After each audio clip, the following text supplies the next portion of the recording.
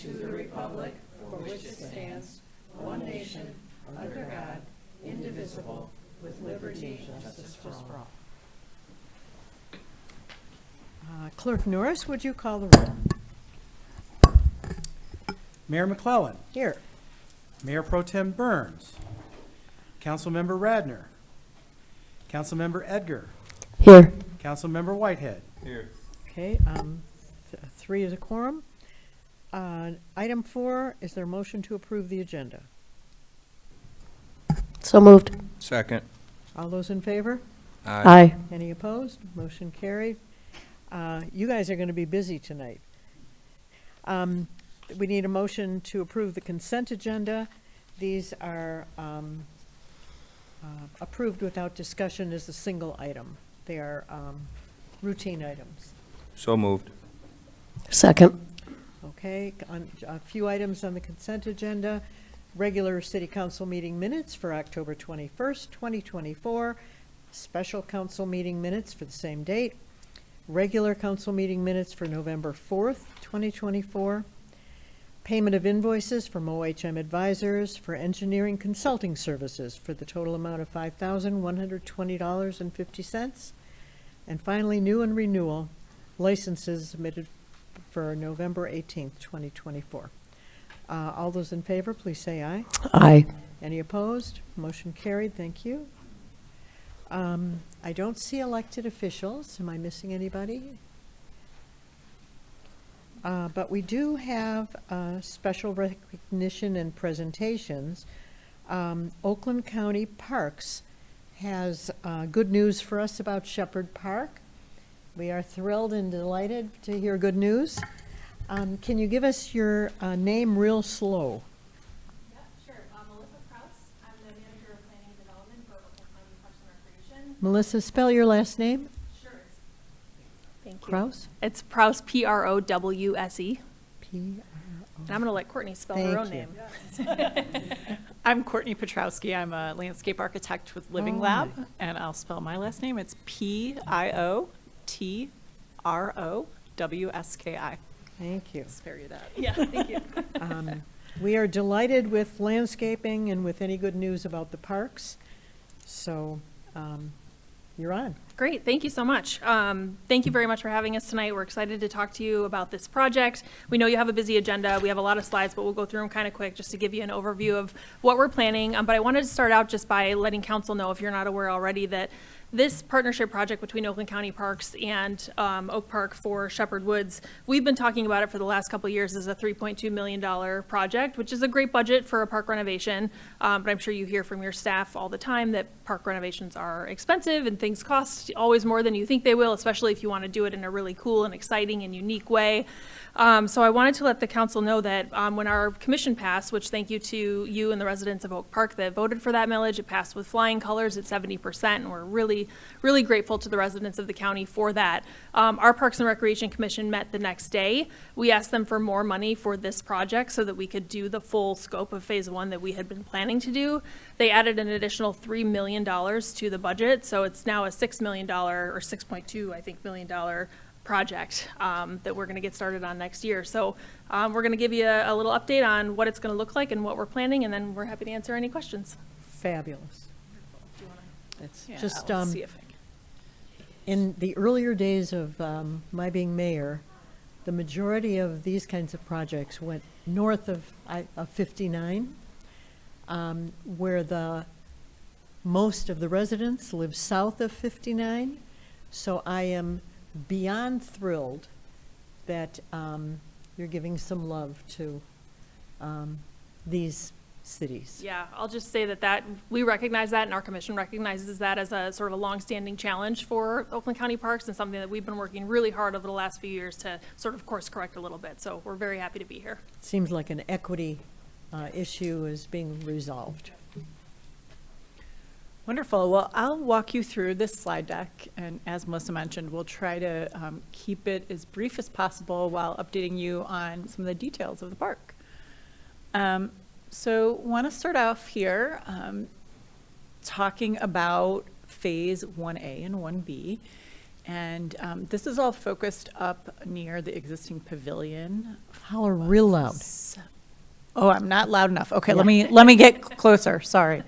All of the improvements, most of the improvements in Phase 1A and 1B, which Melissa talked about, are focused in the northwest corner of the park near the existing pavilion.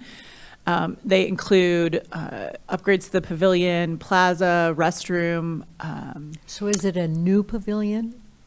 renovated pavilion Renovate. with a new kitchen or a warming kitchen area and service area, as well as some other amenities. And I'll get through some of that, and we'll have a lot of photos and information in the deck.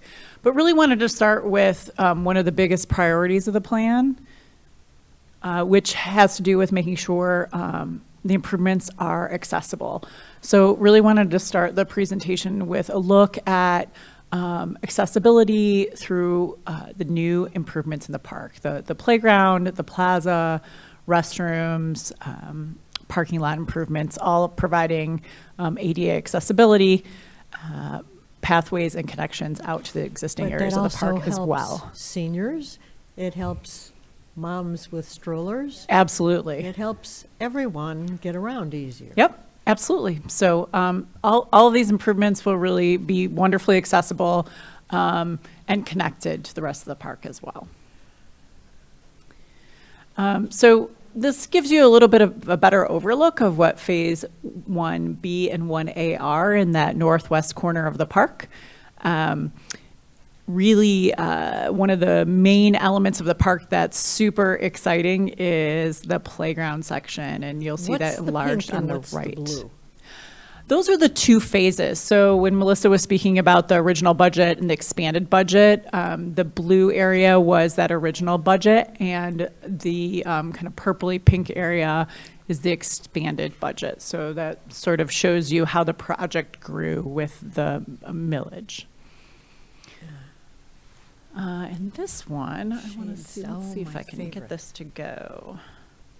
So there were some questions about. I don't want to say I'm a shade fanatic exactly. Well, we love shade, and this is a really cool little video that shows how the shade changes Look at over the that. course of the day in the area of the park that's going to be improved. And let's see if I can get this to play one more time. It goes kind of quick, but I think what this really highlights is the shade you're going to see in different areas, different picnic places, and different parts of the playground. It's really well shaded, and a variety of opportunities to sit in sun and shade at different times of the day and different seasons. So what we really wanted to address is make sure that we have a lot of shade and picnic spaces in the heat of the summer, but that we also allow for folks to choose to sit in the sunshine in the spring and the fall when you you really want to feel that sun on your face, or if you're out on the playground in the winter. So we just wanted to share this shade study to really show how we're looking at that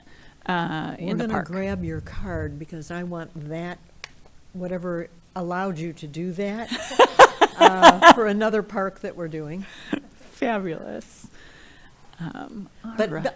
as a mother and grandmother, I have sat on a unshaded bench when it was 85 or 90 and the kids were playing, and some of the equipment was too hot for the kids to play on. And that is only going to get worse as it gets hotter and hotter. So Absolutely. I'm selling why I'm a shade fanatic. It's great. And really the location of where the playground is situated puts it in just a wonderful spot to be able to take advantage of the beautiful Natural shade. existing tree canopy. Right. All right. So we're going to kind of dive into a few of the details, and one of them is the expanded gathering plaza.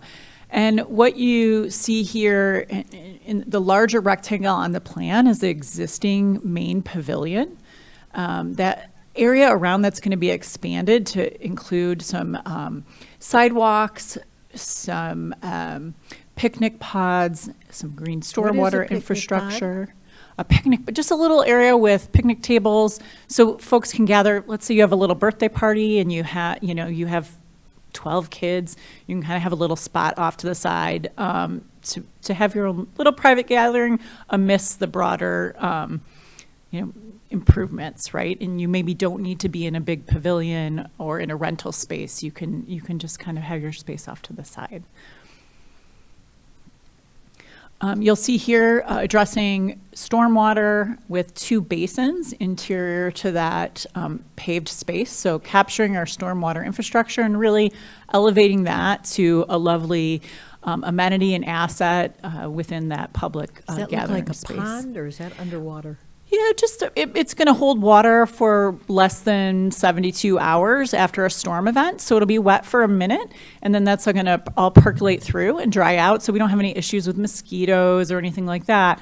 But that's really going to allow that water to percolate into It'll the be soil. planted. It'll be full of plants. Yeah. So there's something under it to, there's infrastructure under those Yes, there that we is. can't see. Correct. And beautifully planted native plants. There'll be wonderful gardens that also do some work to manage stormwater. So that's a great little asset here in the middle of the plaza. And this is an aerial rendering of what the space around the pavilion would look like. As you can see, sort of those picnic pods tucked in some native landscape. Those oval spaces towards So the center. picnic pods don't have umbrellas on them because, Most of them are tucked under trees and within the shade canopy. The one you'll see at the foreground has some new tree plantings in it, but it is one of those that's an opportunity to have some more sun if it's a cooler day and you perhaps don't want to be under the shade. The rest of the picnic pods, as you look kind of back in the rendering, are all under shade canopy.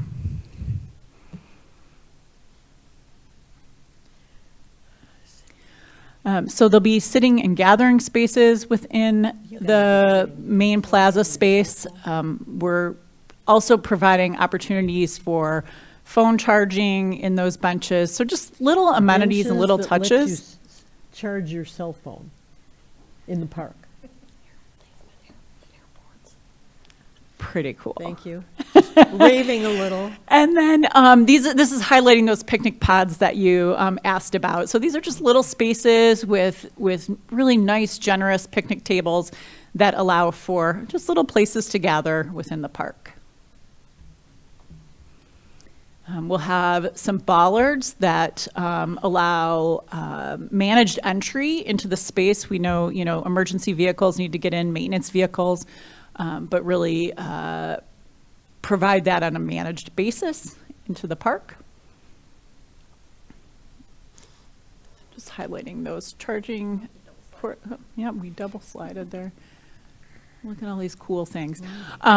So lighting in the park. The lighting throughout the park, DTE updated the fixtures recently, so they're LED, they're really new fixtures, and we're working with Oakland County Parks to look at whether we're keeping those existing poles or replacing them with a simple black pole. So that's something that's kind of trying to work in the budget and move that forward. But we just wanted to note that the park is really well lit. There's all the trails have really great lighting, so we imagine keeping those existing DTE fixtures and then just maybe making an upgrade to the poles. And then we get to Shelter 1, that main shelter, and as I mentioned, that will be upgraded, new paint, some new roofing and lighting. We have a new warming kitchen that's been moved to the northwest side of the shelter. If you kind of remember where the warming kitchen is now, it sort of blocks kind of the park and where the playground will be from the pavilion. So we've moved it to the opposite side to really open up the pavilion to the whole park, make that a really visual and physical connection between the pavilion and the playground. And also looking at the opportunity to provide winter activity and interest with a fireplace at that end of the pavilion. It was originally Doesn't part that of the block design. That big old thing, doesn't that block what we're trying to open up? It's pretty small. It doesn't. It's actually a really interesting feature, and unfortunately, that slide's a few slides away. So I'm going to click through maybe some less exciting things and get to the fireplace. But to the south side of the pavilion, we have some grilling stations, hot coal bins for coal storage, and really just some utility tables to really facilitate the type of events that happen in that pavilion and make it just a really easy way to host events, do your grilling, contain ash, and serve folks too. So just some new amenities to the south. And then this is that fireplace to the south, and it's a significant feature, but doesn't block the visual. And I think if any of you have been to Gainsborough Park in Pleasant Ridge, there's a fireplace, and that's the photo here, that really has quite a similar aesthetic to what's being proposed here. Brick with limestone caps, really bringing in some of the detail of the What's pavilion the thing as well. sticking out to the left? Is that a planter? Yes, at Gainsborough Park, that is a planter on that side. In this case, it's just the fireplace structure proposed. So the technical drawing on the right is showing what the fireplace would look like Without here. This is a rendering of the warming kitchen. Again, that has some capacity for warming kitchen Now, can you and storage as well. can you make bacon in the warming kitchen? Like, It is not a full kitchen with a stove. It has some freezer and refrigeration to service some of the events and camps that happen in the park. It also has sinks for washing and microwave, places to plug in your crock pots and warmers, but it is not a full service kitchen. And then the back has significant storage space as well. One thing to note that we think is a really interesting feature about this is you can see in the rendering there's like a service counter facing the pavilion. So when you're hosting a party or event, you can actually, there's outlets along that. You could have all of your warming trays available to your party. You could set up, you could have gifts up there if you're hosting a shower or something in the pavilion. So really kind of taking what previously had been hidden inside and limited to inside the warming kitchen exterior to make it more accessible to folks using the pavilion. I have a restroom, Yeah, a brand new restroom, which has two universally accessible restrooms with an adult changing table on one side, as well as some utility space within. That's going to have that brick wainscot that will match the detail in the fireplace as well. And then we get over to the playground pad. The playground. that's where the present playground is? It is. It is. It's expanded significantly. So this is, I can't wait to show you the renderings, but poured in place surfacing, we're really doing some mounding to provide some topography, rolling, tumbling, running, some really unique play features, seating opportunities, shade. We've got some native habitat in our plantings and some art as well. So the idea of the play concept here is really the tree house in the woods. The way that this is tucked into the woodlands really inspired this idea of kind of being up in a tree house and some really unique play elements in the play space. Kind of all situated in a native planting. We'll have some integrated benches that allow parents to sit and watch shade or sun around the playground, and just a variety of really cool and unique play pieces that you really just don't see around here. And I think this is really one of the most exciting things, are these play pieces that are just a little bit different. So this whole idea of the tree house and nature theme, all of these really unique elements, a rope structure, it's like you're on a rope bridge between little tree houses, tree swings, and then this really, really incredible main feature with a variety of slides. These are all internal climbing, there's ropes inside, it's really, really unique. And then a variety of smaller play pieces and climbing accessories throughout. Again, all kind of built into some mounding and topography that allows folks to run and play and So it's not all flat. explore. Stepping stumps. Yeah, so just so many really unique things. And then making sure we're addressing a variety of age groups, so some smaller pieces for little guys, accessible components. Each element has accessibility. Some are more accessible than others.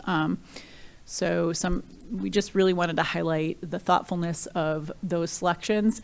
And then even really making sure we're addressing habitat and playfulness as well out into the natural areas. So we have So some, what are those things we're looking at right it's now? bird houses and bug habitat. So they're just really some artistic elements that tuck into the plantings in the woods to make space for our animals.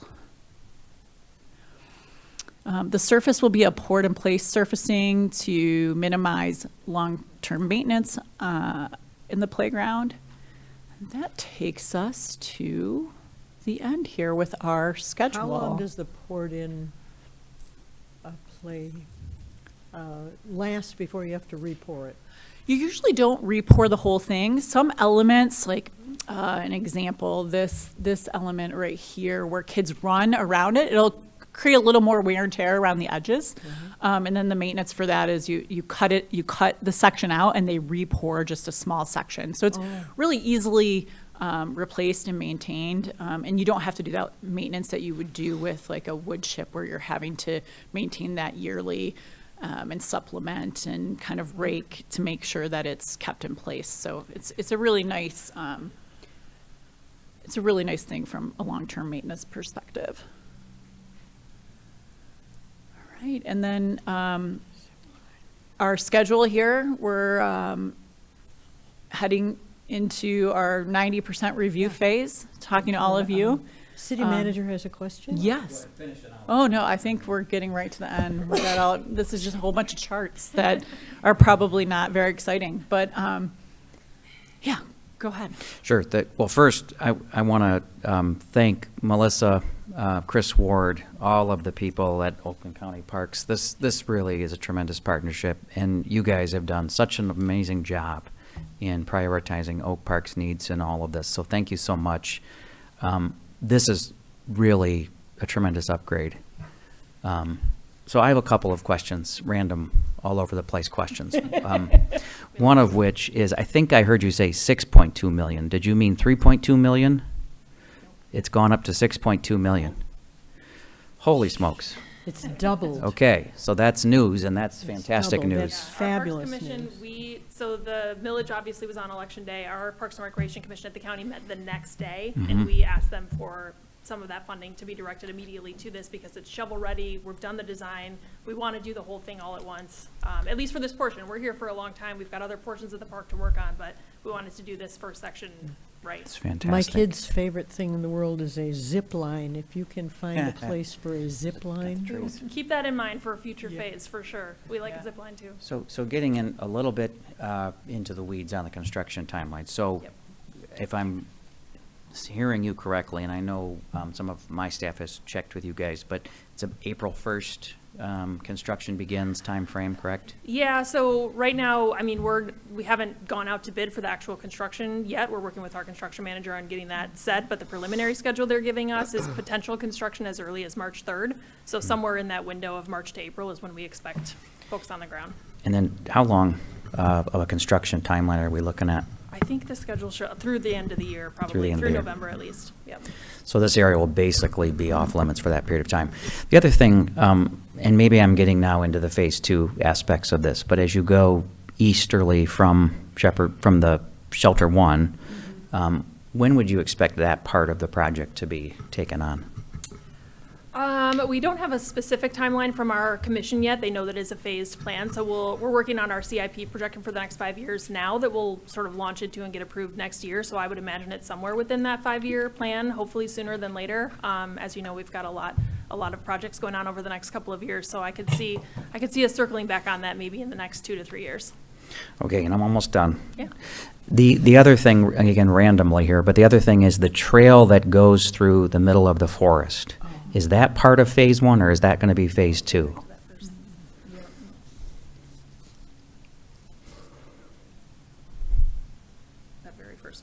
sort of didn't the see the footprint. trail. Is that the trail? Well, Yeah, quick answer is no, not yet. okay.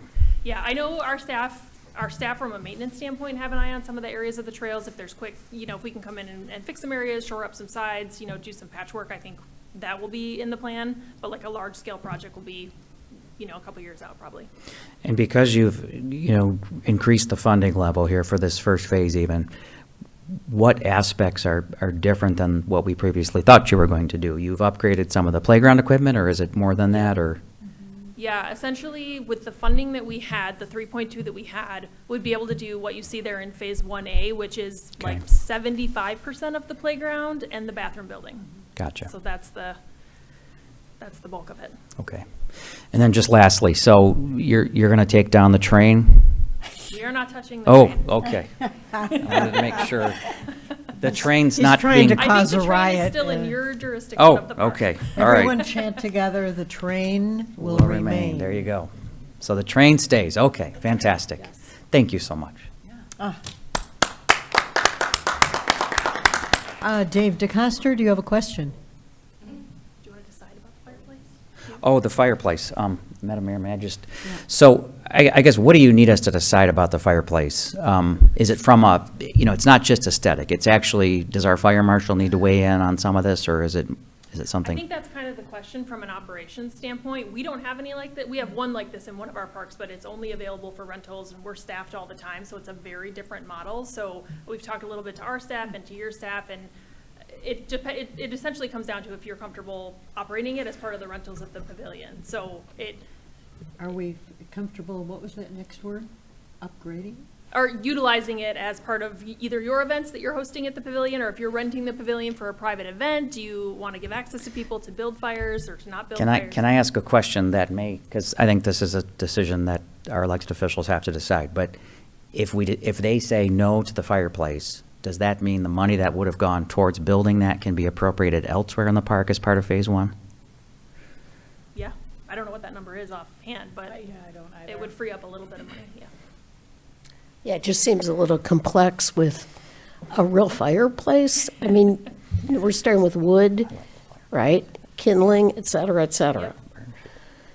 Making it gas might be less problematic.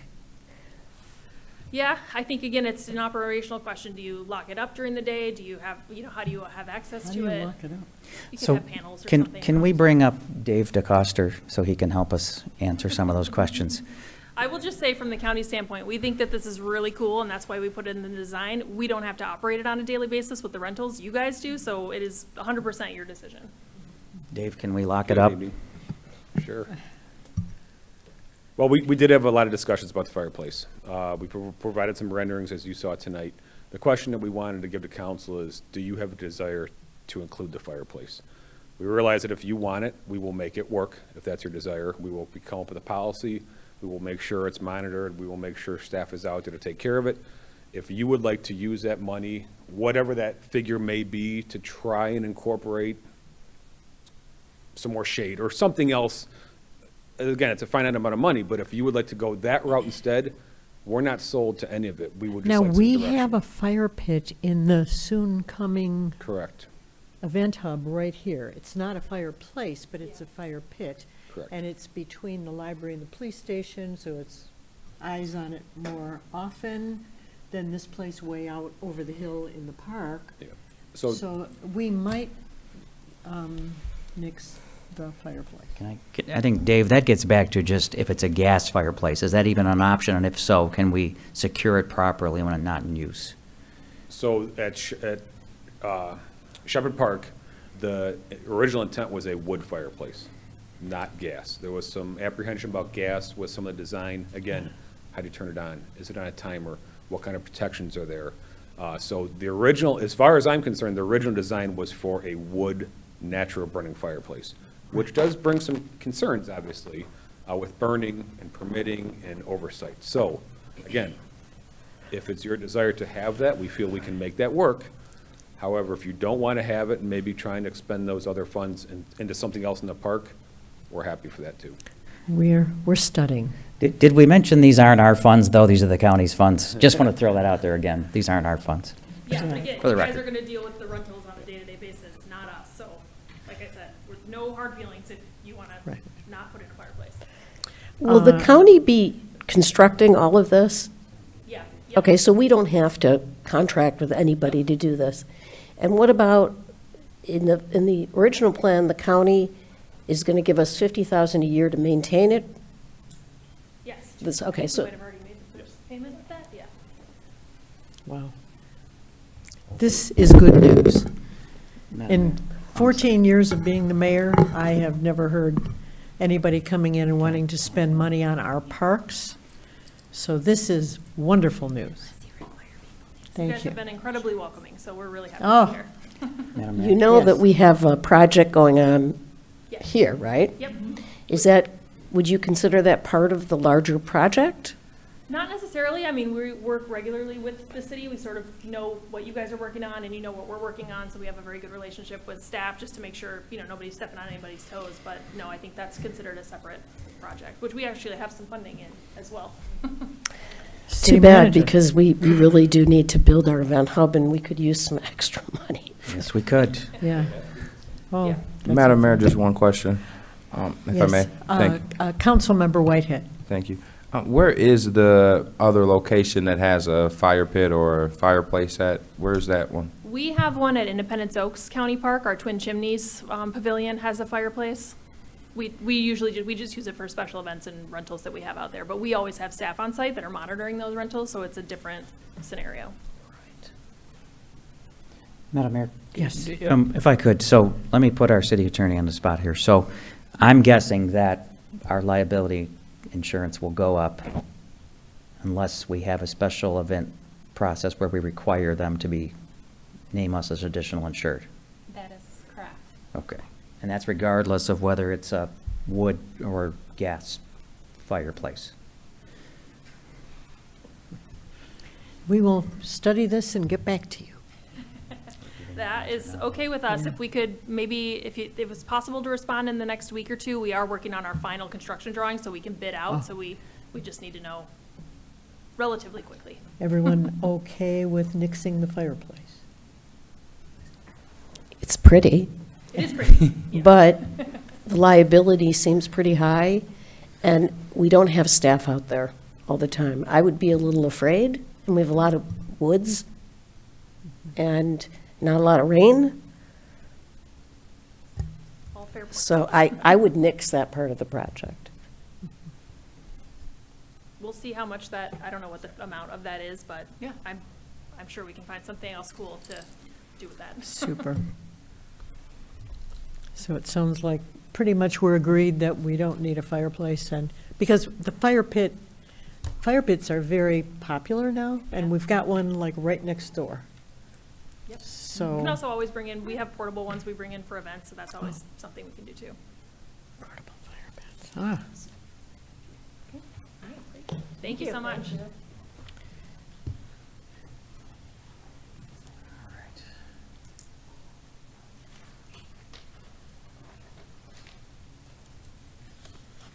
okay. Oh. So that was 7A's great news, and that puts us on 7B, which is third quarter 2024 strategic plan update. And Crystal Van Vleck is going to present this, her last one. We're losing her. So this is the last good news she's going to present to us for the time being, till we lure her back. All right, okay, we have it up there. I also wanted to point out, just to thank you guys for coming and presenting, because it's an amazing project. The county has contributed $750,000 to the event hub already, so they have a pretty big stake in that project as well, monetarily, so thank you. Okay, so my last quarterly report with Oak Park. I try to always explain this a little bit. Everybody up here knows this, but just for anyone listening at home, but the strategic plan reports are an opportunity for us to share the progress the city is making on our 2021 to 2026 strategic plan. City administration created an action plan that guides staff over the 5 years of the plan in achieving the city's established goals and objectives, which were established through quite a good amount of community engagement and workshopping with council and leadership. It's broken down into actionable items with a time frame for completion and identifies the departments responsible for ensuring their completion. The quarterly reports provide a highlight of the activities that the city has carried out in the previous 3 months in an effort to work toward our established objectives. I try to keep these presentations highlight reel, and the report that you all have goes into a little bit more detail, just for time's sake.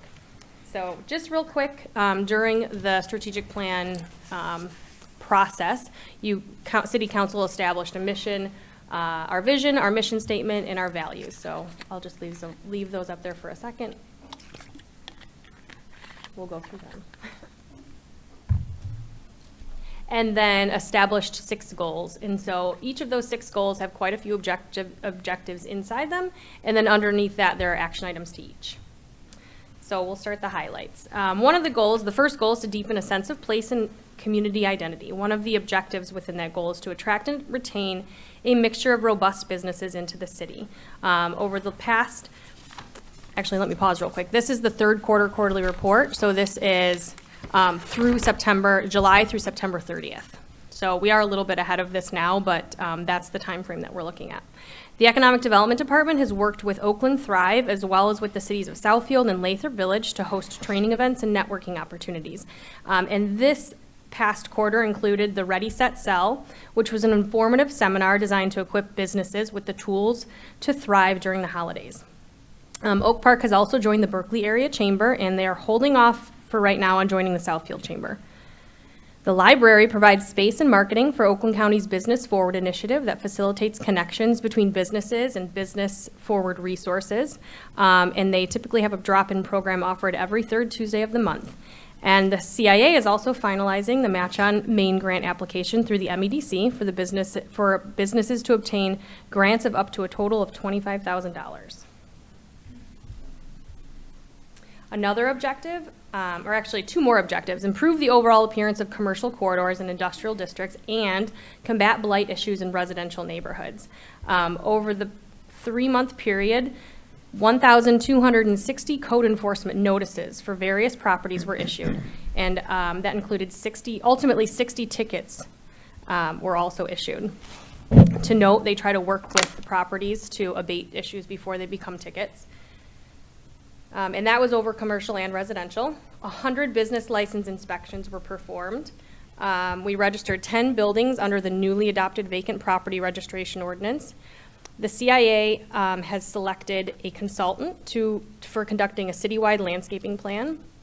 The city has also been working with the city of Southfield and recently added a welcome sign and banners and landscaping on Greenfield between 8 and 9 Mile. And you can see some great pictures of the mayor and Mayor Cyber.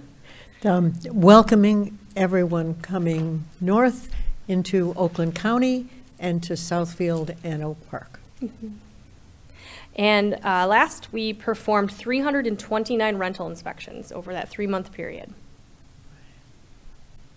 Another objective is to celebrate Oak Park's diversity through events and programs that attract people throughout the region. And this is just some of the events that happened. AC/DC hosted their annual film festival on September 7th. Recreation held another successful 4th of July parade. The summer concert series was a hit per usual. The Corridor Improvement Authority is really ramping up the events that it hosts. So they hosted their first Cruise and Groove event August 15th. Great job, Michelle. Yes. The tailgate event on September 8th, and the annual, which has now become the annual, Oaktober event. Right? Am I saying it right? Oktoberfest. And the communications department continues to promote these events heavily across all of our channels. Another objective is to invest in public art experiences. Recreation offered pop-up art classes for both adults and youth in various mediums in July and August. The library mural artist began and completed the mural during this quarter. The library hosted Rosewood Chamber Musician on September 15th, and our Artist in Residence program hosted Sharon Floyd and held an artist reception during that time. Another objective is to provide programming that responds to the needs of all demographics in the community. It's a long list, so I'll save you guys from reading all of those, but hopefully you guys, anybody at home listening and in the audience, follows our Facebook pages, Recreation, the library, the city page, and the CIA, and you can see all of the events that are happening. They're also always highlighted in our quarterly magazine. The number of events that we have now compared to, say, 2011, they've just exploded. There's something for everyone all the time. A friend in my old folks exercise class just moved from Royal Oak, not to badmouth Royal Oak, but she said Oak Park has amazing number of events, and they really care about their people. This is free advertising from a new resident. And to continue with that, one of the objectives is to foster social interaction and a sense of ownership at all of the city's public spaces. In doing so, we have our Rec on the Road program, our mobile recreation program that continued through August. This program takes recreation programs on the road to our various parks throughout the city. This was partially funded by a Community Foundation of Southeast Michigan Ralph C. Wilson grant, and the program has continued since then. The Dog Park Subcommittee and Recreation hosted Dog Day afternoon at the dog park in July. The Oak Park Recycling Environmental Conservation Commission hosted another Oak Park Cleans Up event in September. And speaking of our public spaces, the city's 9-mile redesign project was selected as one of 4 finalists for the Michigan Municipal League's annual prestigious Community Excellence Award. While we did not come out victorious, the 9-mile project was recognized and celebrated for its innovation and replicability. Other cities can do this and are going to be copying what we did because it was so innovative and so effective, bringing in new business. I will stop raving. Go ahead. That's okay. Under goal number 2, which is foster an engaged and informed community, one of the objectives, actually 2 of the objectives, one is to ensure effective, meaningful communication with the community and to cultivate a culture of civic involvement. Our communications department continues to put all of our events and programs and important information across all of our channels. What you're seeing up here is just a small tidbit of what we share on our social media. We've also seen updates to the resident handbook, which includes information regarding snow plowing and street sweeping, as well as a QR code to sign up for regular city communication. So anyone who's not signed up for our e-blasts and regular communication channels should do so. You can do that on our website. The communications department evaluated and drafted a proposed solution for a new web launch.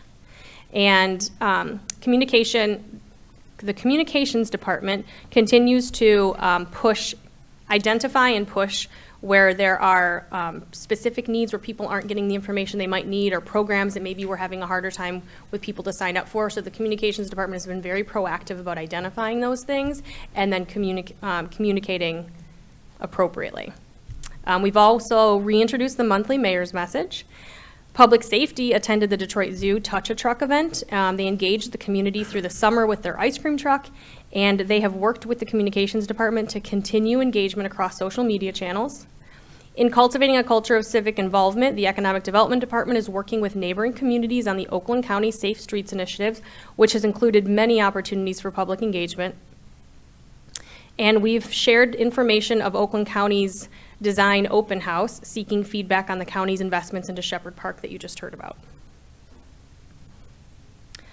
Goal number 3 is to cultivate an organizational excellence. One of the objectives is to provide high-quality, friendly, responsive customer service.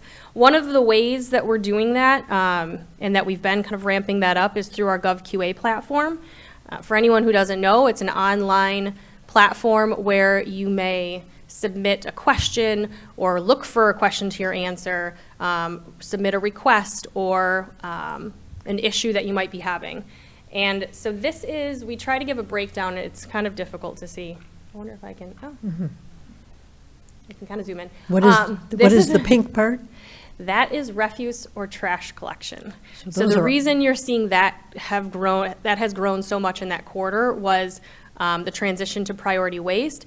In addition to that, they set up a vehicle for people to complain or to make, to place their complaints if they were having some issues during that transition, which transitions can be rocky, to be Right. fair. And our resident services coordinator made sure to track all of those in our system as well, so that we could also follow along with them. So that's why you see that as such a large chunk from July to September. But probably the next one will be much smaller. Over time, hopefully that will decrease. So this just gives a good overlook of what that quarter is.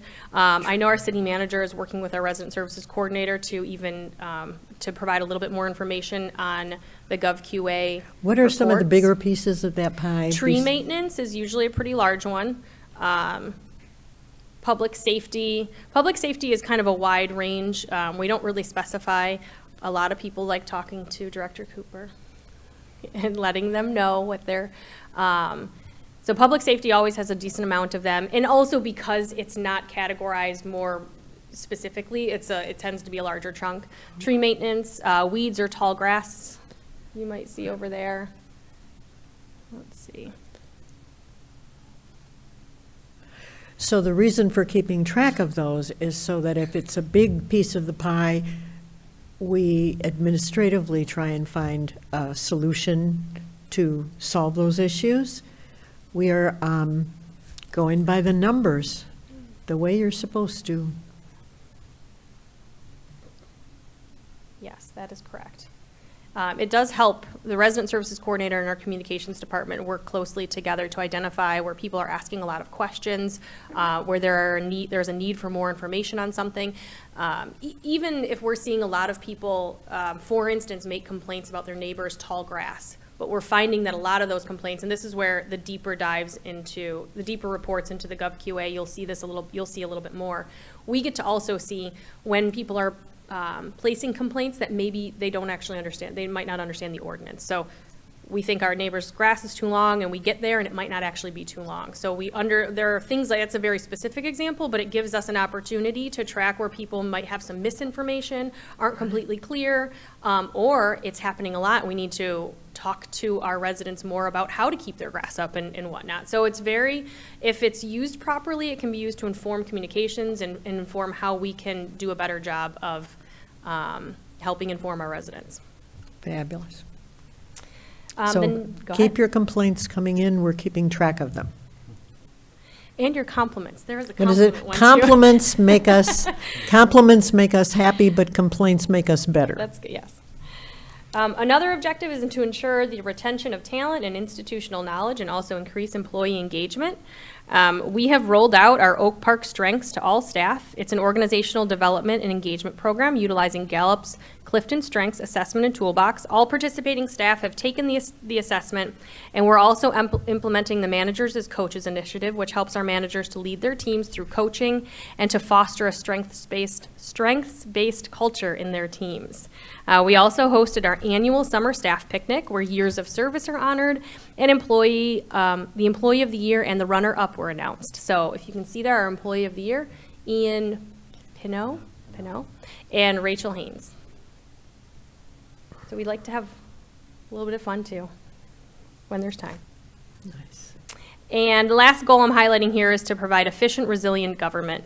One of the objectives is to partner with neighboring jurisdictions as appropriate to accomplish common goals and maximize efficiencies. There are quite a few partnerships that we could highlight. Here's a couple. The library partners with the Southfield Public Library in Huntington Woods to host Pages in the Park, which has been a really neat program. The city has partnered with Ferndale, Pleasant Ridge, Hazel Park, Madison Heights, Huntington Woods, and Berkeley to develop the Southeast Oakland County Safety Action Plan to reduce traffic-related fatalities and make our roadways a safer place.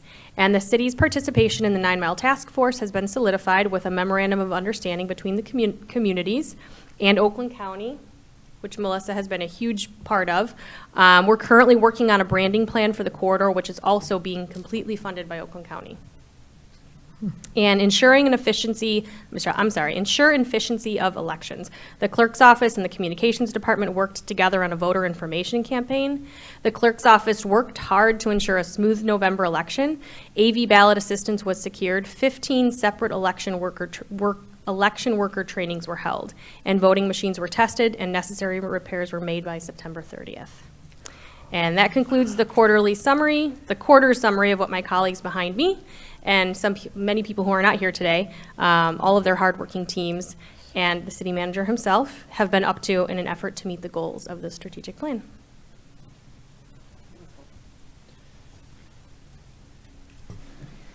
Amazing, as always. And having the region get together and doing things together makes so much sense. Everybody doesn't have to study safety separately because it's a shared problem. Let's come up with a shared solution. And this was not always happening. The cities getting together and cooperating and all of that. So it is a good sign that we're working as a region, because what the high water lifts all boats. Thank you.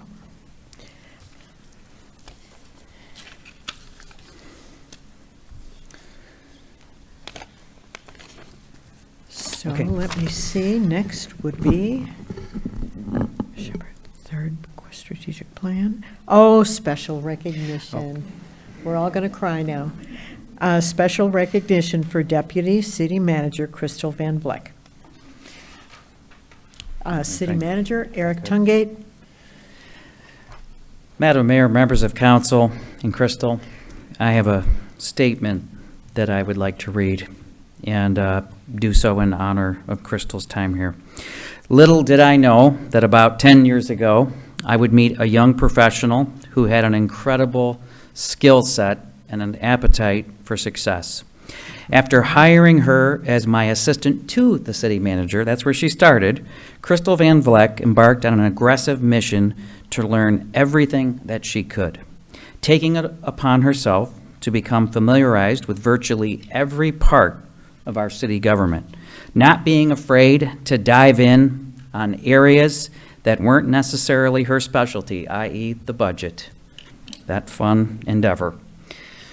Crystal Van Vleck has been a pillar of modesty, intellect, hard work, and dedication.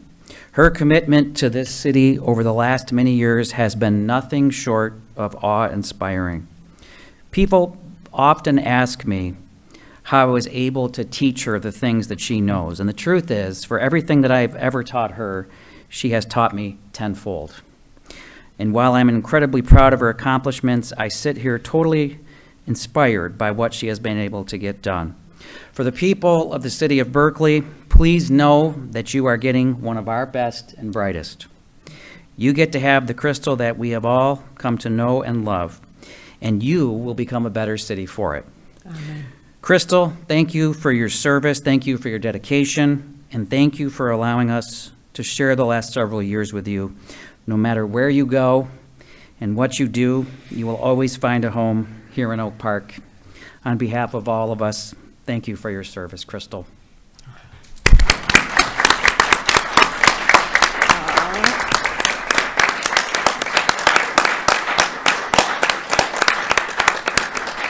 Photo op, right?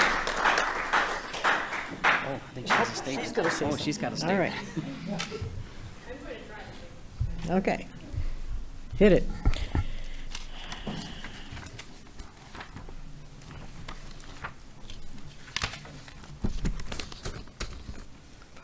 Okay, thank you, Eric, for very kind words. I wrote something because I'm hoping that will help me to not be emotional, so we'll see how this works, but here we go. This transition is bittersweet. Oak Park is not an easy place to say goodbye to. I'm excited for the next opportunity and what the future has to hold, but I'm incredibly sad to leave my Oak Park family.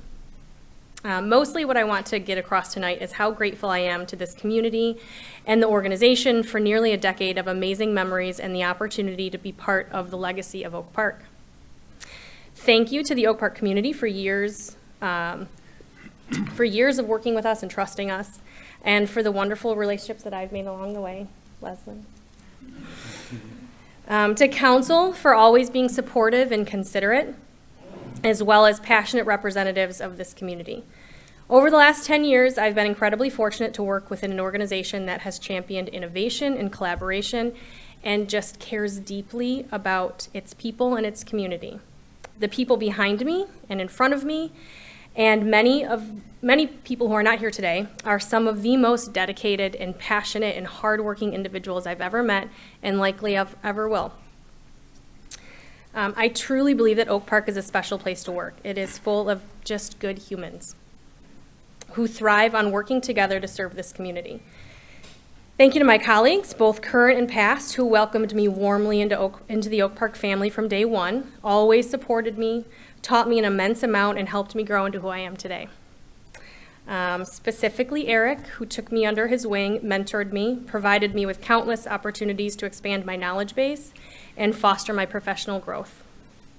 I'm just so grateful to have been given the chance to work with you, with all of you, and for all of you. I'll say it again, Oak Park is a difficult place to leave. Over the years, it has become my second home and family. I have built friendships that I am positive will last longer than my time here, and I see many collaborative projects in our future. Amen. But even so, it's difficult to say goodbye, so I will just say thank you. Yay.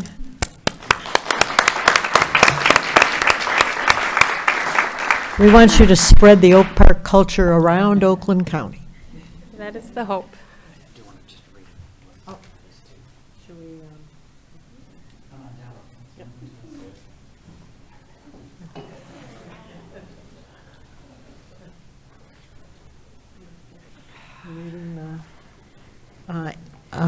City Manager Tungate will read We the do have award. in special recognition, the mayor, council, and administration of the city of Oak Park, in testament and tribute to her distinguished public service and lasting contributions to the city of Oak Park and its residents, wish to express their sincere appreciation to Deputy City Manager Crystal Van Vleck. You have served as a pillar of integrity in this organization and have helped to set the city's high standard of excellence. You have served as a source of guidance, support, and leadership for your colleagues, and it is those qualities that will leave a lasting imprint on the city of Oak Park. You also exemplify what it is to be a public servant through your commitment to continually seeking to improve our residents' quality of life through streamlined, efficient, and innovative approaches to services and programs. Your dedicated spirit, wealth of knowledge, and overall dedication to the city of Oak Park will be sorely missed. And it's signed by the mayor and the members of council and myself. Thank you for your service, Crystal.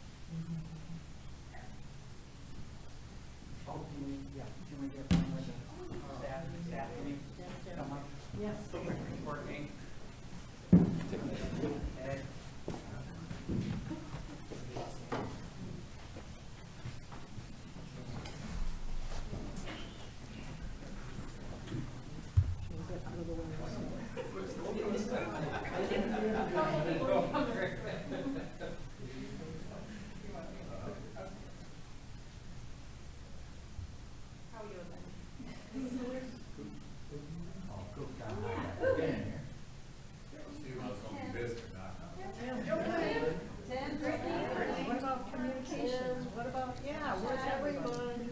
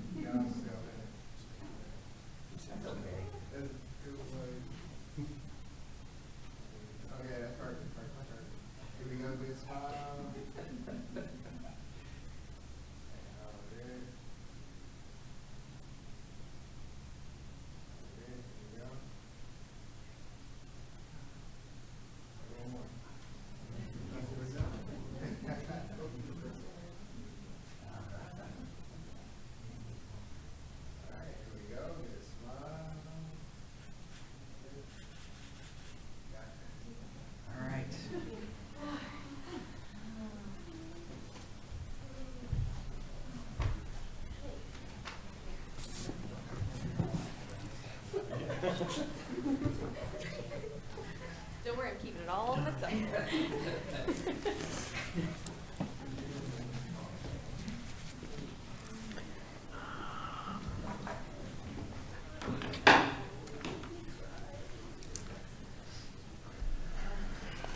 Okay, yeah, that's a hard one. Public hearing. We are next doing a public hearing for the allocation of 2025 CDBG funds. Who do we have speaking to that? Okay.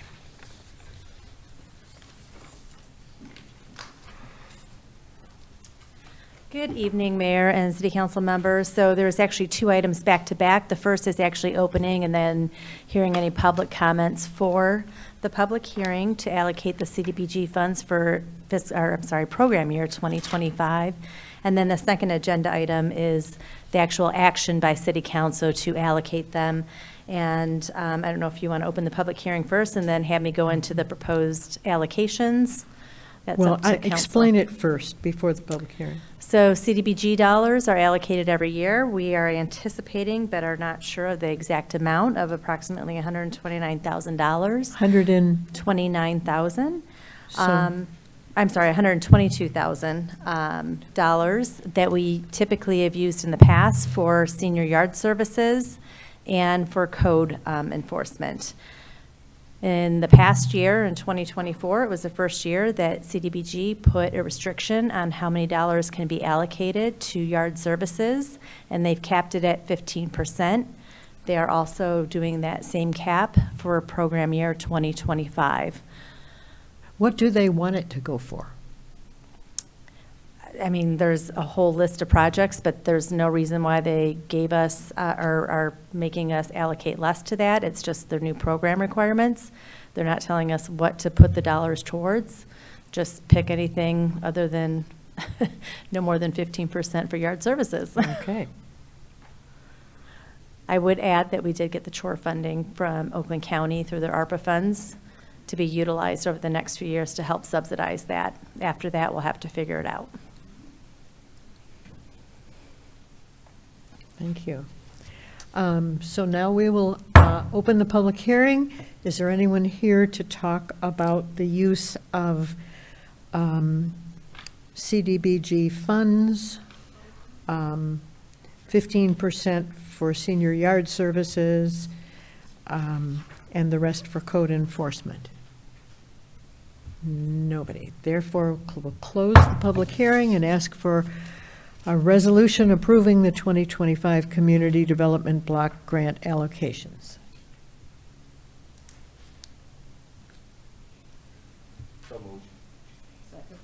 Thank you. Any discussion or questions? Yes.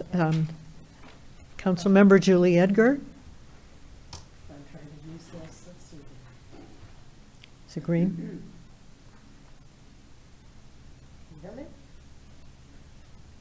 Okay. How much did we get last year? So we got 122,359 last year, which is what we anticipated getting again this year, but we don't know, and we won't know until probably sometime in January. Go ahead. Way in the distant past, I thought this number used to be way bigger, used to It be was. big enough to build a house. It's been dropping continuously every year. And why? You'd have to ask the federal government. Got it. So, I mean, it used to be a significant amount of money. We used to build a house. I can't speak to that level, Yeah. but We, Yes. Madam Mayor, we used some of the funding back in 2012 to do housing rehabilitation throughout the city. If I could, though, use this opportunity, Kim, the chore services money that we received from Oakland County is approximately $200,000, if I'm not mistaken. correct. And obviously, that'll be a huge shot in the arm for, helping some of our seniors. Yes, so it is specifically geared towards seniors and seniors only with the chore money, and we're using it for yard services, and we're going to be rolling out in the near future, doing some small home improvements with that as well. Wow. And it's helped us to subsidize this 15% cap that we have on yard services because we otherwise would have had to remove some of the people we currently serve. This year, we actually added some new customers to the yard services.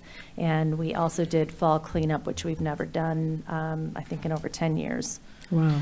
Madam Mayor, if I could, I'd be remiss if I didn't use this opportunity to commend Kim and her team for helping us get these funds. These could have gone anywhere, and they came here to Oak Park, and we're so Yeah. thankful for that. Thank you. Great job. Thank you. One thing I would point out, too, with the public hearing was the letter that was in the packet from Haven.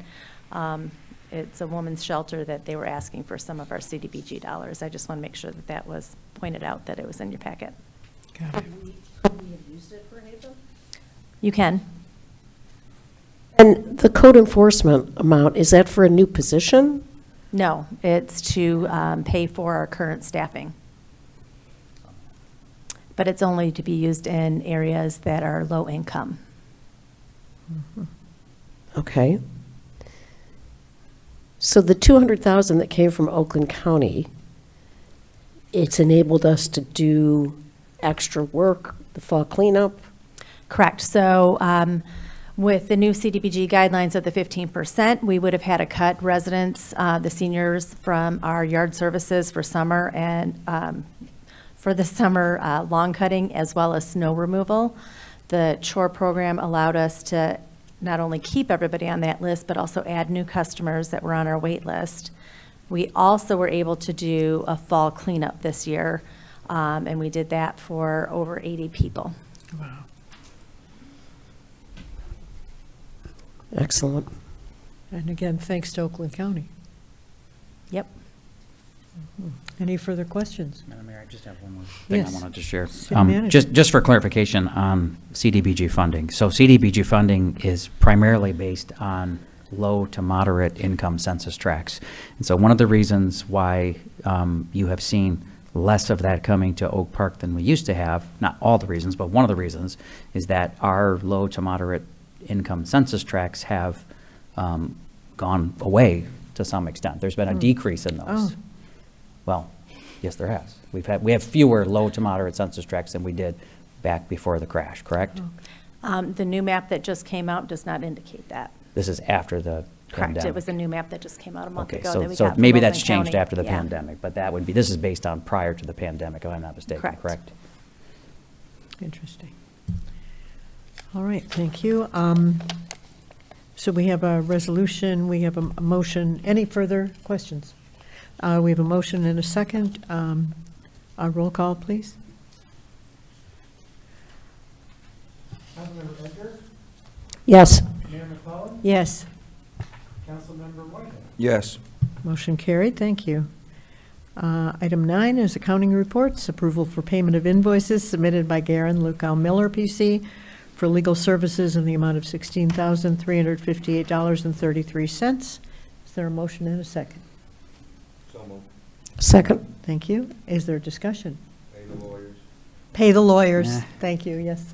Solomon Radner couldn't be here, so we're passing on his recommendation.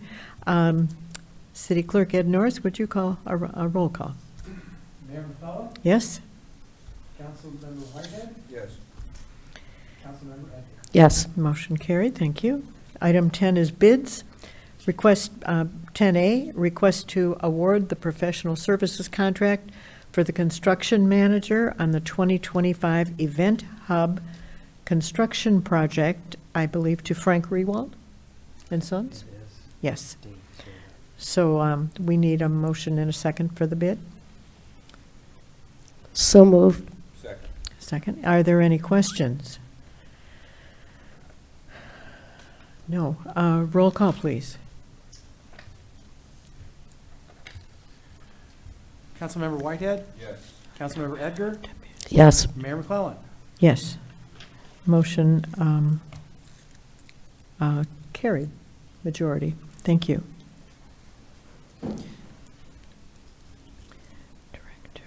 Item 10B, request authorization to waive the bidding process for the emergency purchase and demolition of 13200 Oak Park Boulevard and award the demolition of 13200 Oak Park Boulevard to Blue Star Demolition of Warren, Michigan.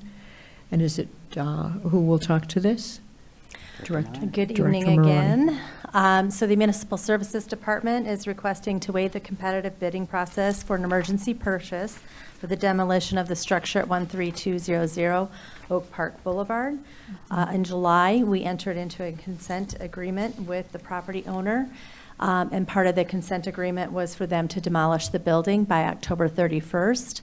An additional part of that consent agreement was that if they did not do the demolition in that time frame, the city would do it for them, and we would roll that cost to their tax, less the amount that we already have retained in their building permit fees that have not yet been refunded. We solicited 4 bids from 4 different companies. And the lowest bid that we received was with Blue Star Demolition, and that is who we recommend to do the work with. Those funds will come from the building permit revenue that we have not given back to the property developer, and then the remainder will be rolled to taxes. City Manager Tunge? Director Maroney, just a couple of questions. So the total cost, and this is the property, just for clarification so everyone understands, this is the property just down Oak Park Boulevard. Correct. Going east, correct? Yes, Next to the church. yes, Long-standing. yes, the old rectory that has become a public nuisance.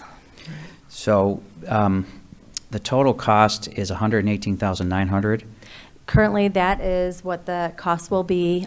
They're anticipating that there might be some minor environmental with a linoleum floor in the basement, but they won't know till they get into the structure. Okay, so just for clarification, the amount that has been withheld, the permit revenue amount, let's call it, in Yes. escrow is about half of that? It's approximately 80,000. And then that amount will be used towards the demolition cost, and whatever's remaining will be special assessed to the property, if I'm not mistaken? It will be rolled to their taxes. We rolled to their taxes, okay. So we'll recover that when that lien is removed by sale or Correct. whatever? Okay. Correct. Do we know why they didn't hire their own demolition? Okay. Do you want to speak to that, Courtney?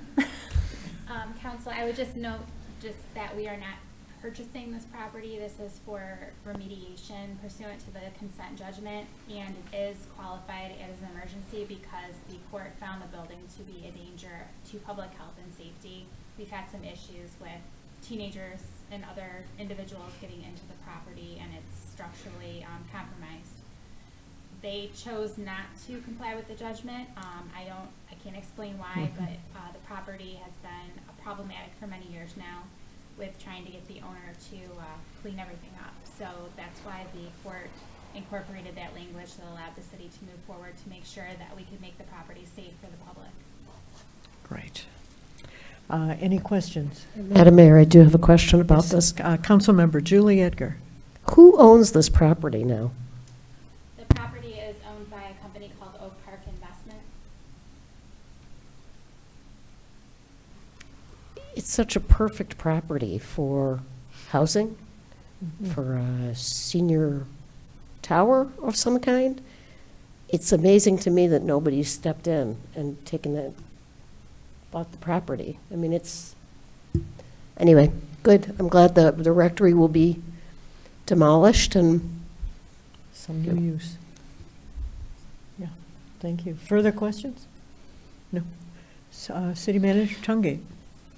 Just for further clarification, so this was another victim of the pandemic, I would say, to some degree. This was a development that, we really supported and brought to City Council before the pandemic, and of course, that's their reason for walking away. But I think most importantly, had we not filed this nuisance action, we probably wouldn't have arrived at this consent judgment to where we are today. We can safely say to the neighbors in that area that this blighted property is going to be removed. Right. And Kim, how quickly can they expect this property to be gone?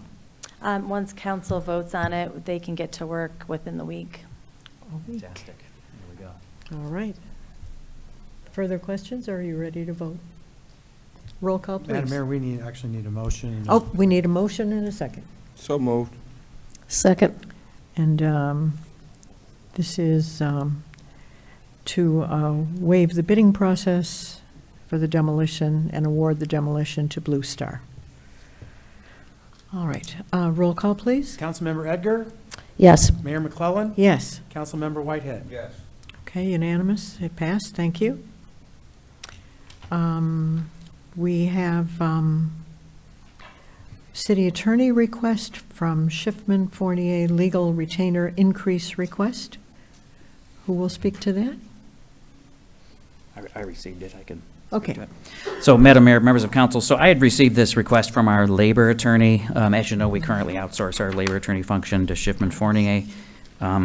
It's my understanding that this is in compliance with increased costs. They have not increased costs due to inflation and other items, but they have not received a raise in they've been on here since 2012.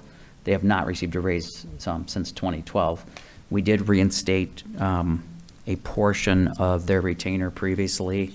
That was cut back when the city made cuts in 2011. So this is the first time they have requested an increase. The $4,000 would accommodate the remainder of this calendar year, and then the $8,000 would be for the forthcoming fiscal year. I said calendar year, fiscal year. Fiscal year. So first we need a motion to approve this payment, So moved. and we need a second. Second. Thank you. Discussion or Yeah. questions? Yes, Madam Mayor. Yes. So did the billable hour go up double, or just the amount that we have to put in the retainer? It's just the retainer amount. This is a flat fee, so we don't get billable hours from them. So it's a flat fee Yeah. for the year, that's their service? Correct. Okay. It's billed quarterly, in the same amount quarterly. Bill quarterly. And are they doing more work for us? I would say that over the last 12 years that I've been here, they're probably doing more now than they ever have. And of course, we have union contract negotiations coming up fairly soon. There's a lot of things going on in the labor world, of course.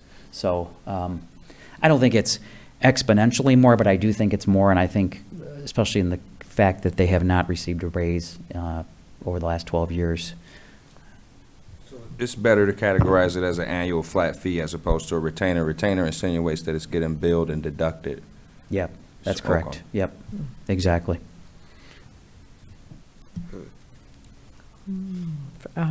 Does this, other similar people are getting this is reasonable across the state?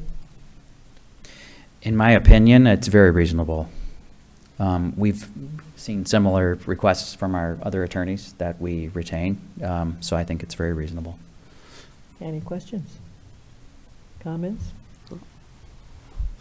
A roll call, please. Mayor McClellan, Yes? Councilmember Whitehead, Yes. Councilmember Edgar. Yes. Motion carried, thank you. City Manager Eric Tungate. Okay, we have 12A1. I would like to ask our Manager of Authorities, Michelle Bishop, to join me at the podium, please.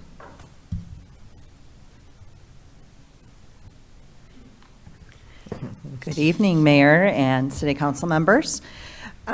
We are celebrating a nice little win for one of our CIA businesses tonight. Gift Me Chocolate, which is at 22133 Coolidge Highway, has won a grant from Main Street Oakland County and Michigan State Credit Union, Financial Credit Union, I should say. And this program is a new partnership between Main Street Oakland County and MSU Federal Credit Union. The program aims to help support our small businesses. They provide up to a $2,500 grant for technology and digital support for eligible small businesses. And then the businesses are expected to do a dollar-to-dollar match in order to receive the grant. We're happy to announce that Janae Watt with Give Me Chocolate has been awarded $1,000, and she plans on using it to purchase a new point-of-purchase sales system for her store. Unfortunately, she couldn't be here tonight, but Annika Norris with Oakland County and Ian Duncanson with MSU FCU is here to present the check. Wonderful. Is that another photo op? Probably. Anytime you have a giant check. Yeah, right.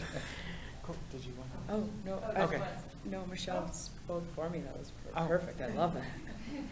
Excellent. So if I can just say just a couple words. So my name's Ian Duncanson. I'm a market manager at MSU FCU in our Community Impact Division. My role is to cultivate and develop our relationship with the community where we have locations here in Southeast Michigan. And where is your nearest location? Our nearest location is in Berkeley. So it's 1833 Coolidge Highway. So Just up north the of street. 11. Yes. We don't associate with Berkeley people, I'm sorry to say. I believe I saw Berkeley Chamber involvement there, of which we are a member, and so Oak Park is by proxy part of the region that we also serve. So I encourage you to check us out. That's how we help support and fund organizations like this. Credit unions are not-for-profit as well, and so it's through our membership that we have the funding to help support programs like this. And I was fortunate enough to meet Annika and her colleague at Main Street Oakland County's annual summit in 2023, where we decided to launch this program really to support Main Street communities, knowing that's the vibrant community that people are looking for when they're searching for a place to live, especially people my own age, looking for a community where we can really get engaged and involved. And those businesses that set up in those Main Street communities are so valuable to bringing that economic development and sense of place. So super excited to be delivering this grant. We plan to have this be an annual grant cycle. There's 2 cycles per year, so there will be 2 more cycles again next year. So if you know businesses that are looking for support, specifically in, as was mentioned, the technology, the idea of point of sale systems, website and e-commerce, cybersecurity support. The things that all the small businesses need help with. Yes. All of them. So this is perfect. Yeah, and I'm grant. looking forward to checking out Gift Me Chocolate because any place that has the name chocolate, Can't be all I'm there. I was going to ask if that's why you gave it to Give Me Chocolate.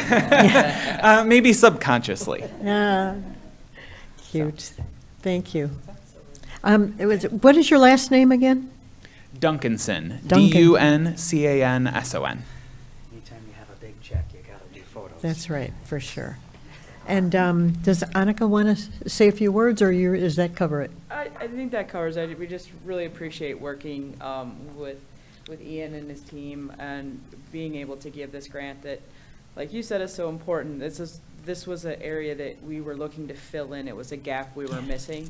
Yes. So we're super thrilled to work with them, because it's a relationship, and anyway, we're just excited to be here. And does someone help them use this new fangled equipment? That doesn't come from us, but yes, I'm sure when you purchase that equipment, you typically get Service. so much instruction for so long. And then the credit union does also offer support to their business support to their members as well, so they're a great resource Huh. for small business. Good to know. Probably should have mentioned that part. Yeah. All right.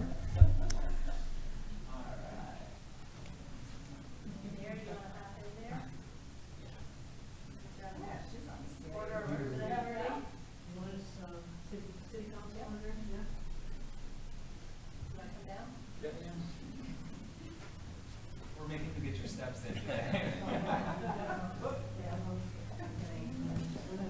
So we gotta be under the logo.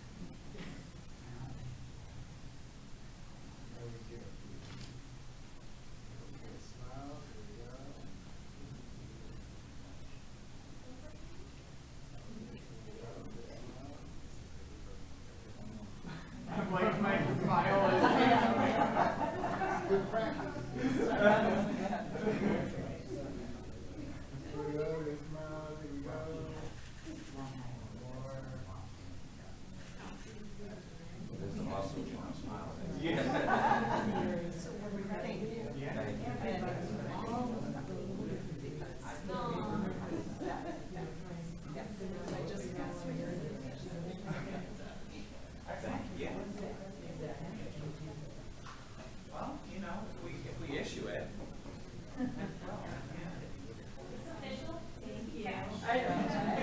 Legal tender.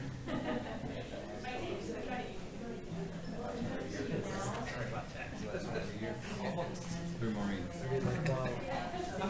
Cool. Well, nice to meet you. You know what?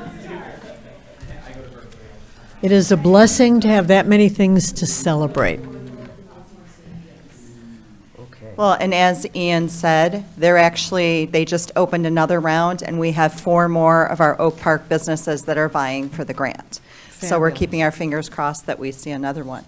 Thank you. There's no chocolate in the next round. Right. For U of M fans, we are also Oakland University Credit Union. Okay. So if you're not a Spartan fan, Go Braves. be a Grizzly fan, but I'm a Spartan. Go White. Thank you very much. He's so cute.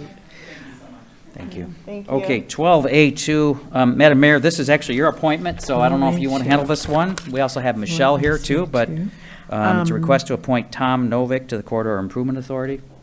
Wonderful. Do you want me to say a couple things? Say it again. Do you want me to say a couple things? Yes, please. The CIA board had a vacancy on our board due to the resignation of Kevin DiVirgilio. We want to acknowledge and thank Kevin for his many years of service on the board. His contributions have been instrumental in the progress of our CIA, so we will miss him. But we're recommending appointing Tom Novick to fill the remaining term, which ends in August of 2026. Tom works with Kevin at Real Team Real Estate, and he's also an Oak Park resident. The mayor and the rest of the board are supportive of this appointment, and we just need a motion. Is there a motion to appoint? So moved. Second. Thank you. Discussion, questions? All those in favor, please say aye. Aye. Any opposed? Welcome to the Fabulous. board. Thank you. Okay, 12A3, I'm going to ask our city engineer, Kara Grissomer, to join me at the podium, please. Good evening, Madam Mayor, City Council, City Manager.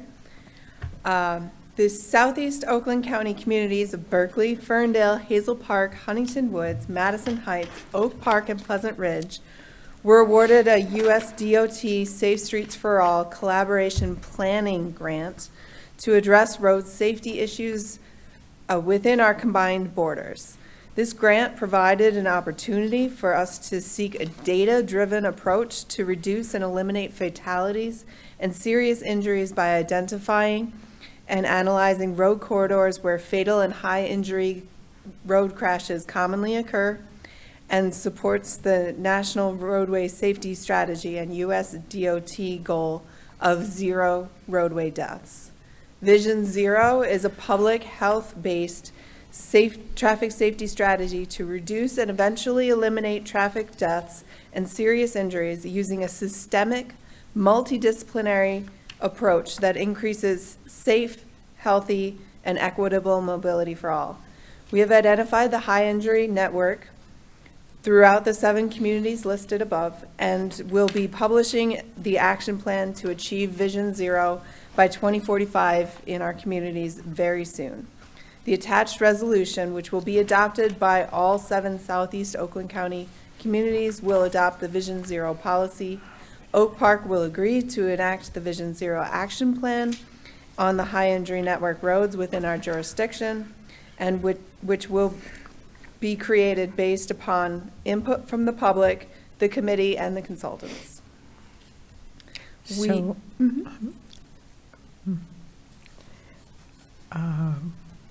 is there a motion to adopt this resolution?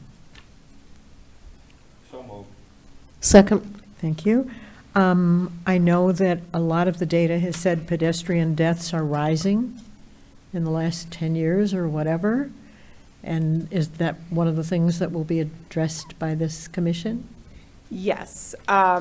It's going to look at all traffic deaths and high injuries crashes, but those primarily involve bicyclists and pedestrians when those conflicts occur. Pedestrian. And since these aren't problems that end at city borders, it makes a lot of sense to get together and talk about them together. Any discussion or questions?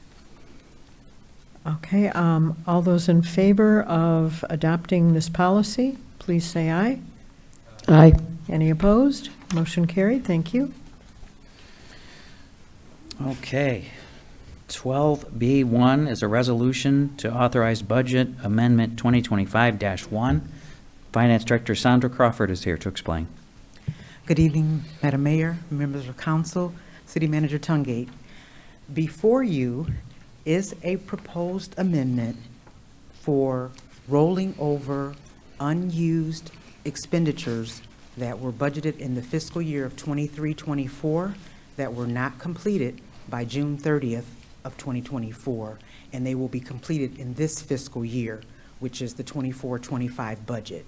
So we're asking that those projects that will be completed in this year, we need the monies to pay for them, so we're asking for the unexpensed expenditures of last year to be rolled over to this current budget year of 24-25. So first, we need a motion to authorize the budget amendment 2025-1. Yes. So moved. Second. Thank you. Second, are there questions about this? It seemed to cover an awful lot of projects.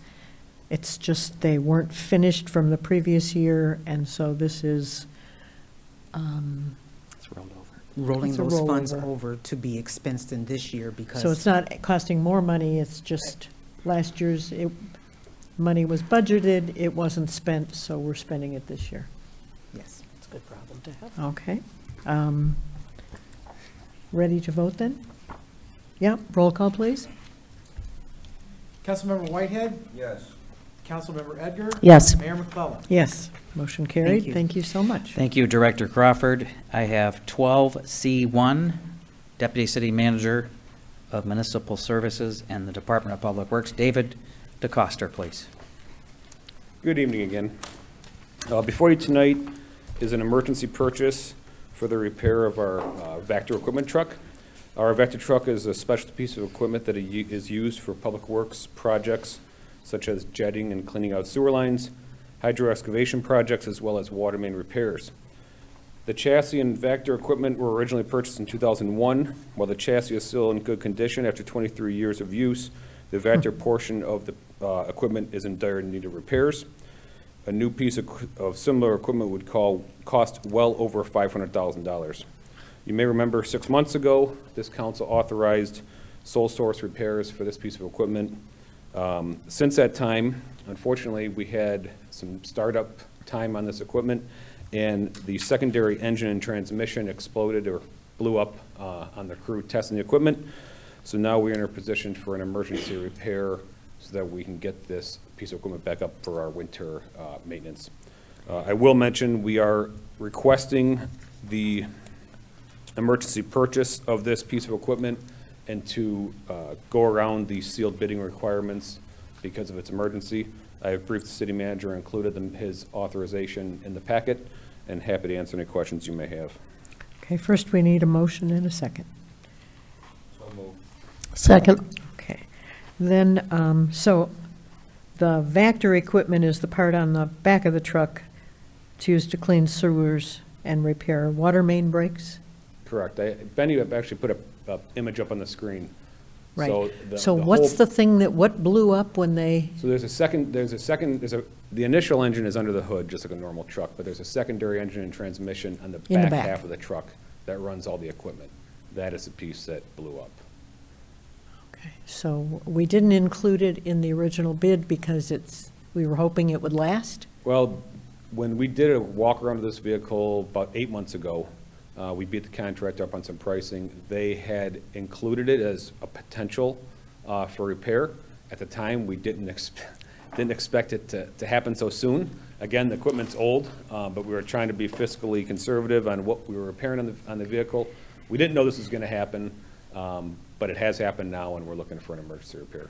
And what took them 7 months to repair it? Mostly parts. Parts? Yeah, they ordered parts the minute they got the authorization 7 months ago. It is a very special piece of equipment with hundreds of hours worth of work to repair this piece. So while they were waiting on parts, they were looking for other parts from other used trucks that they could use, but it takes a while, unfortunately. They are starting in the future to make them with computer technology, these kinds of metal parts that are hard to find. They are They may down the be. road. Somebody's going to I just. hope they last. I'm not a computer guy. Okay. Let's see. So do we have a motion? Yes, okay. Are there questions about the repair of the Vector equipment on the back of this truck? I wish I knew what kind of questions to ask about this Vector truck. Looks good. Yeah, yeah. So I'm sorry, yeah, it seems 25 years is a long time for it to last anyway. And you figure that if we invest in this part of it, you're expecting to get about 15 or 20 more years out of it. Absolutely. Wow. Computer, yeah. They are talking down the road of making metal parts, computer, where the computer just makes the part. Yeah, like 3D printed. It's 3D printing, that's the one. Thank you. Not this week, though. Not yet. All right, are we ready to vote? Roll call, please. Councilmember Edgar? Yes. Mayor McClellan? Yes. Councilmember Whitehead? Yes. Motion carried, thank you. Thank you, Dave. Actually, if you don't mind, Madam Mayor, I'm going to come back to the Elevate Oak Park update at the end, and I'm going to go to 12E1, the November 5th, 2024 general election turnout. Mr. City Clerk Ed Norris is here, and our Director of Elections, Jolyn Williams, is here. And first and foremost, I do want to say thank you so much for running a great election for the city. Thank you. I would also, just before Jolynn gives some numbers to everyone, I would like to express some thanks to really the entire city.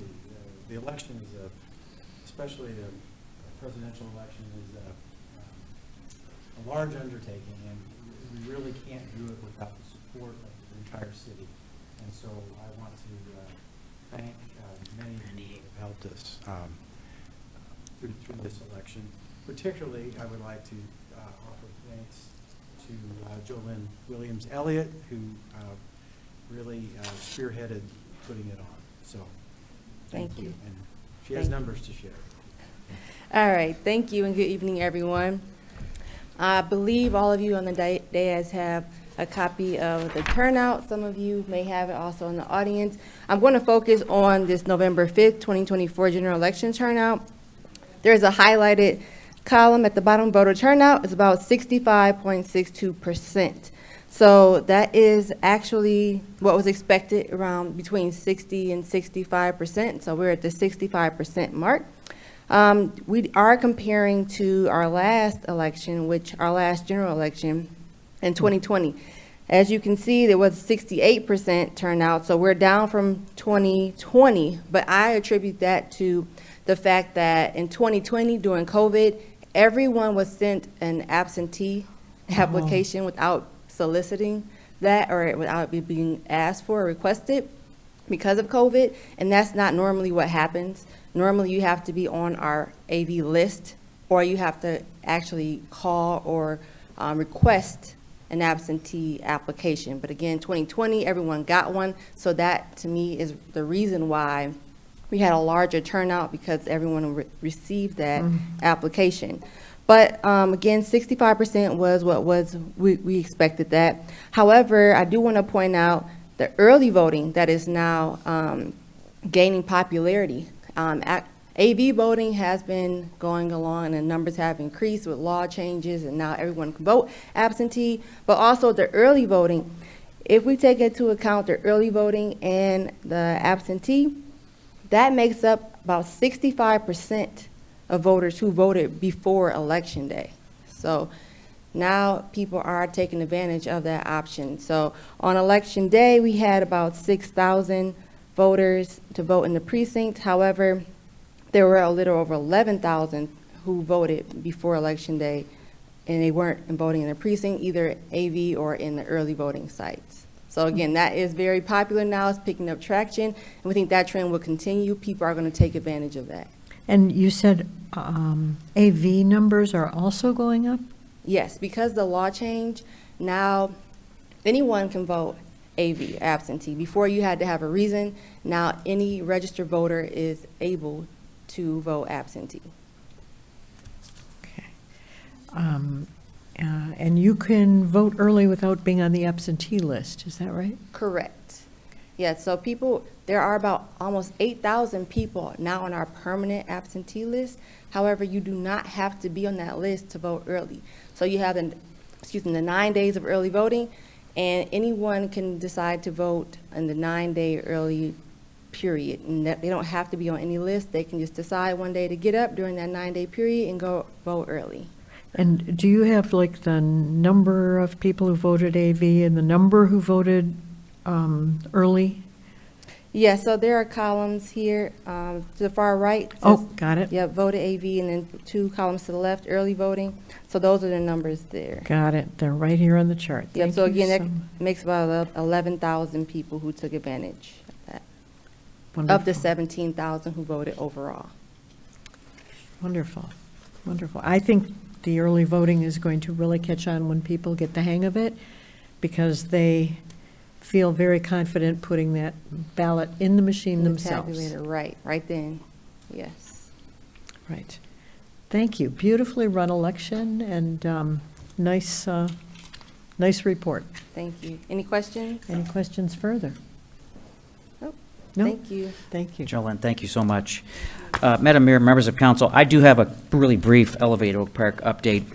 Obviously, you've heard the Shepherd Park, Oak Park Woods update earlier. Very, very excited about the fact that our funding is being doubled and that project's going to begin construction very quickly.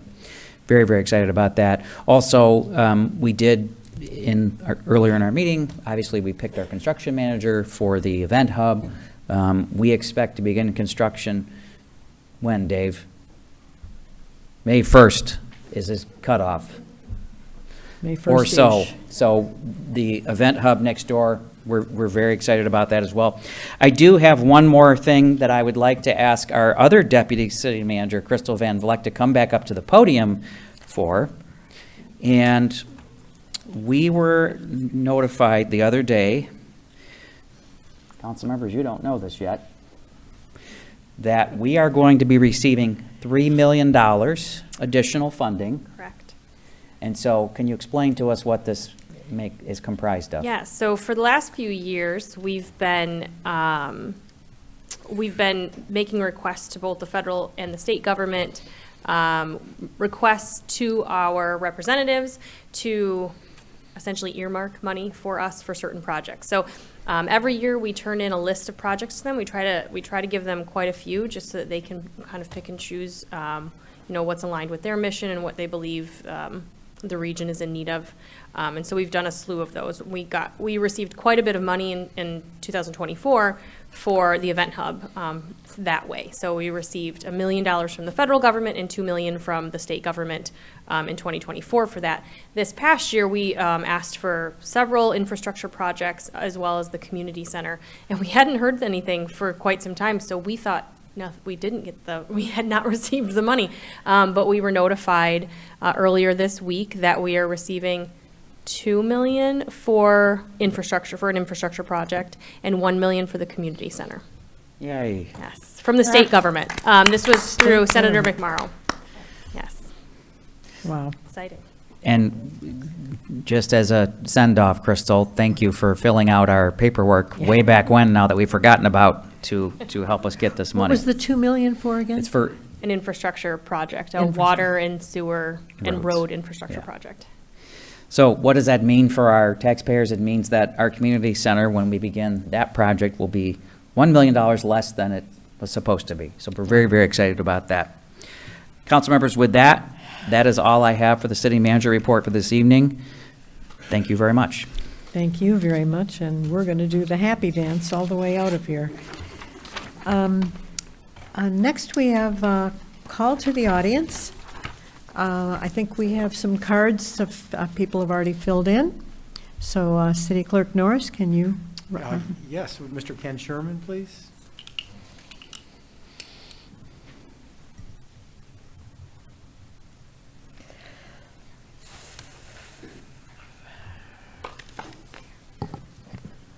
Good evening, Ken Sherman, Jerome Street, Oak Park. First, I want to wish Crystal good luck and success in her new job, and I'll give her a few weeks before I come down to Berkeley to harass her at a city council meeting. Secondly, I'm real glad because I've been after the city to get that former convent on Oak Park Boulevard demolished, which I live about a half a block from, and it's been a real eyesore and, blight to look at, so I'm glad that it's going to be gone shortly.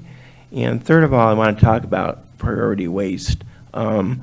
This past Wednesday, when I had my trash pickup, they had one truck pick up both at the same time, the trash and the recycling. And I think they've been here long enough to say enough is enough, that you don't need a learning curve to do this. My neighbor took a picture of the truck, which I sent to DPW, to the city manager and the mayor. I haven't heard anything back, but I assume that whatever the process is, and I also called priority waste to lodge a complaint. But I think other cities have penalties when there's service that's late by priority waste. I think the city and maybe SACRA should look at implementing penalties when such practices, which are very unethical, are engaged in by priority waste. I think they're just trying to, get done late or earlier than later, because sometimes they don't pick up the trash and recycling on my block until anytime between 7 and 8 in the evening. So I think they're just trying to do double duty when they should be doing it appropriately. Thank you. Thank you.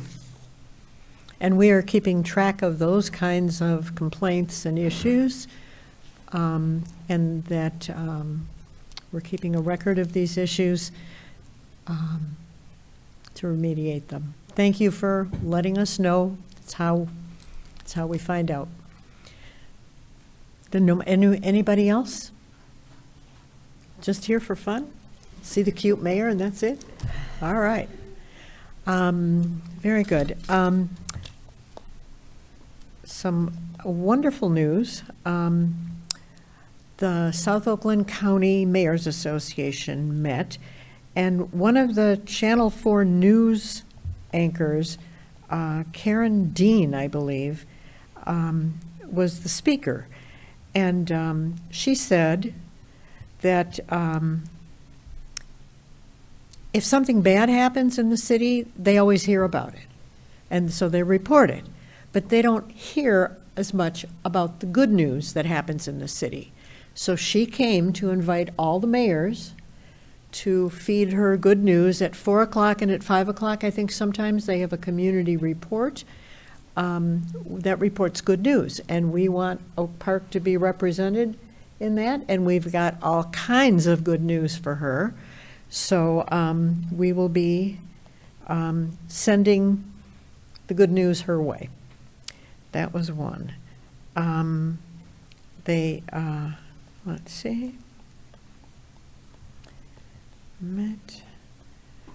I bought a T-shirt from our new T-shirt vendor, Randall and Company on Coolidge. It says, they call me Grandma because partners in crime makes me sound like a bad influence. So I ordered one for me, and when I went to lunch with other grandmas, maybe your mom, they were also very interested. So I'm trying to get business for local businesses. Councilmember Julie Edgar. Thank you, everybody, for coming out. And I just wanted to thank Joe Lynn and Clerk Norris for running a very clean election. Some friends of mine worked at the precincts and said it went very smoothly. I wish more than 65% of our registered voters came to the polls, but whatever. If that's the national average, I guess we're there. So thank you. And also, I just wanted to say farewell to Crystal again and tell you to please don't be a stranger and maybe come on back to Oak Park. Thanks. Good night. Thank you. Councilmember Sean Whitehead. Thank you, Madam Mayor. I don't know if we have this already or not, but I know we were working on some history of the city, and I know we need to start a Hall of Fame for Oak Park, because definitely Director Van Fleck will be first ballot. Everybody knows all the stats about all the grants she writes and all the money that she's gotten for us, but I just want to share one factoid that I don't think a lot of people know. And I've been here about half the time as her, about 4 or 5 years, and she's been here almost a decade. But my first day, she was the first person from the administration to say, hey, I think it would be a good idea if we did Juneteenth around Summer Blast. She was the first person. And I've always had mayor support and city manager support for Juneteenth, and I appreciate that. But to have that come from her when I was first pitching the idea, and that first couple of years, that really helped give us the platform to have a big crowds turnout at our Juneteenth by having it connected with Summer Blast. And so I want to thank her for that great idea. We've been running with it ever since. And Juneteenth is now in the middle of the week, so we don't do it with Summer Blast. But I really think that helped set us up for a lot of success, just like every endeavor she did with the city.